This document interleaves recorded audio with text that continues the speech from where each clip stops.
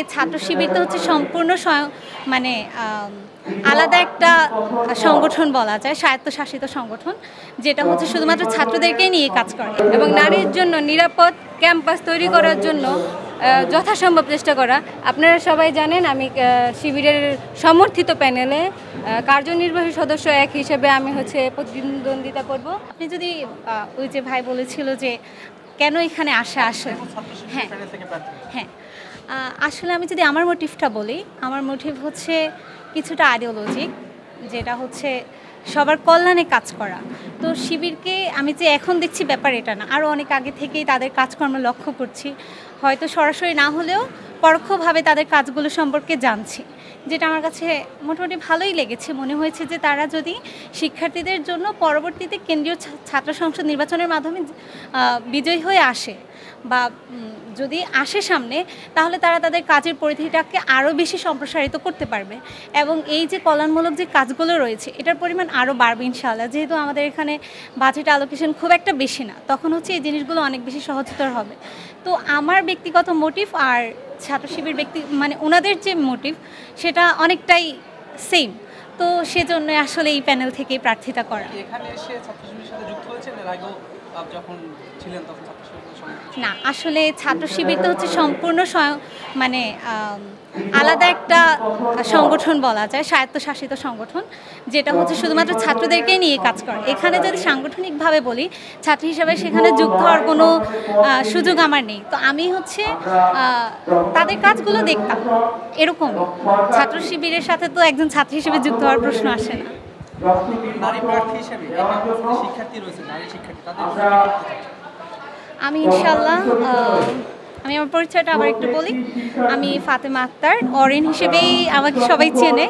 তো ইতোমধ্যে আপনারা হয়তো জেনে থাকবেন আমাদের ক্যাম্পাসে অনেকগুলো কল্যাণমূলক কাজ হয়েছে। যদি আমরা আমাদের সংস্থা থেকে বলি, মেহেদি উৎসব হয়েছে, ফ্রি মেডিকেল ক্যাম্প হয়েছে, আর অনেকগুলো হয়েছে।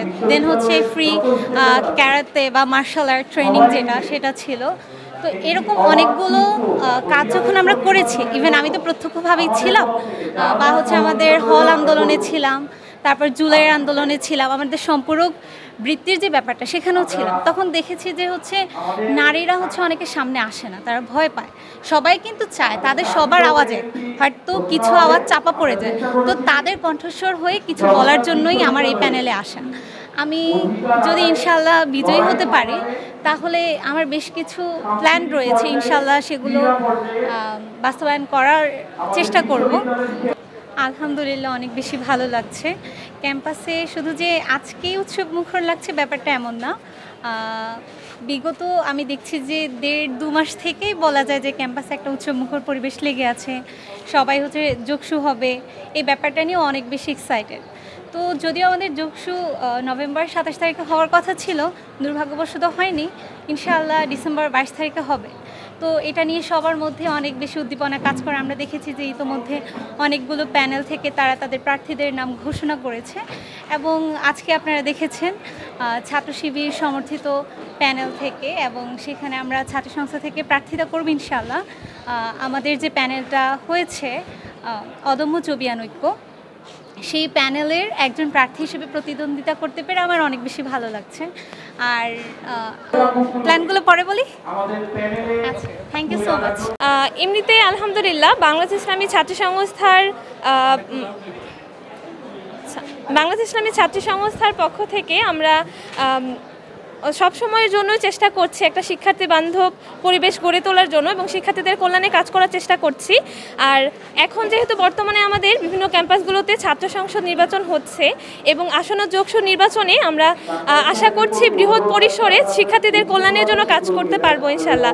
তো আসলে শিক্ষার্থী বান্ধব একটা ক্যাম্পাস গড়ে তোলার লক্ষ্যকে সামনে রেখেই আমরা আমাদের এই সামনে আসা এবং আশা করছি আপনাদের সবার সমর্থন পাবো। এবং যদি আমি এই প্যানেল থেকে এবং যে বিজ্ঞান ও প্রযুক্তি বিষয়ক যে পদটিতে আমি প্রতিদ্বন্দ্বিতা করছি, যদি আমি এখানে নির্বাচিত হতে পারি, ইনশাআল্লাহ শিক্ষার্থীদের কল্যাণের জন্য সর্বোচ্চ কাজ করার চেষ্টা করব ইনশাআল্লাহ।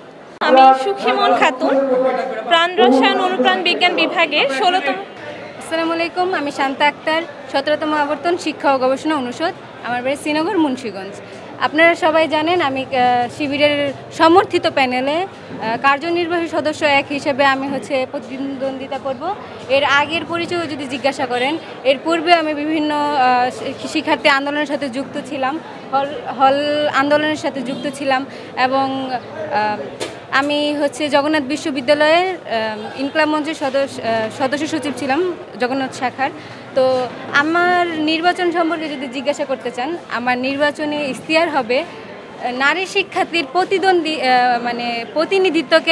প্রতিনিধিত্বের পথ বাতলে দেওয়া, নারীর প্রতিনিধিত্ব নিশ্চিত করা এবং নারীর জন্য নিরাপদ ক্যাম্পাস তৈরি করার জন্য যথাসম্ভব চেষ্টা করা। আমরা দেখতে পাচ্ছি যে যোগসু নির্বাচন 2025-এ ছেলে শিক্ষার্থীর অংশগ্রহণ করা বা প্রতিনিধিত্ব করার পরিমাণ কিন্তু যথেষ্ট বেশি এবং আমরা জগন্নাথ বিশ্ববিদ্যালয়ের যদি নারী শিক্ষার্থীদের প্রতিদ্বন্দ্বিতার অনুপাত দেখি তাহলে সেই তুলনায় অনেকই কম। তো আমি চাই নারী শিক্ষার্থীরা এগিয়ে আসুক, তাদের অধিকারের কথা বলুক। একজন নারীর অধিকার এবং সুবিধা অসুবিধা আমার মনে হয় সবচেয়ে বেশি এবং সবচেয়ে ভালো বুঝতে পারে এবং নারীর অধিকারের জন্য, নারীর নিরাপত্তা নিশ্চিত করার জন্য, সাইবার বুলিং থেকে রক্ষা করার জন্য সমস্ত ধরনের যত ধরনের কাজ করা যায় আমি এই নিয়েই কাজ করবো এবং নির্বাচনী ইশতেহারই হবে নারীর নিরাপত্তা নিশ্চিত করা, নারীর জন্য একটা সুস্থ সবল শুধু রাজনৈতিক পরিবেশ না, ক্যাম্পাসের পরিবেশ থেকে শুরু করে একটা রাজনৈতিক পরিবেশ এবং জাতীয় পরিমণ্ডলে নারী যদি চায় তার ভয়েস রেজ করবে, অবশ্যই সে ভয়েস রেজ করতে পারে। এবং যেমন দেখছেন আমি শিবির সমর্থিত প্যানেল, যার নাম অদম্য জবিয়ান ঐক্যর কার্যনির্বাহী সদস্য 1 সে প্রতিদ্বন্দ্বিতা করছি। তা আমি আশা করব আমার যারা বড় আপু এবং ভাইয়ারা আছেন, আমার সহপাঠী এবং ছোট বন্ধুরা বা আমার যারা জুনিয়র আছে তারা আমাকে ভোট দিবে, নির্বাচিত করবে এবং আমি নারী শিক্ষার্থীদের জন্য নিরাপত্তা প্রতিদ্বন্দ্বিতার পথ বাতলে দিব ইনশাআল্লাহ।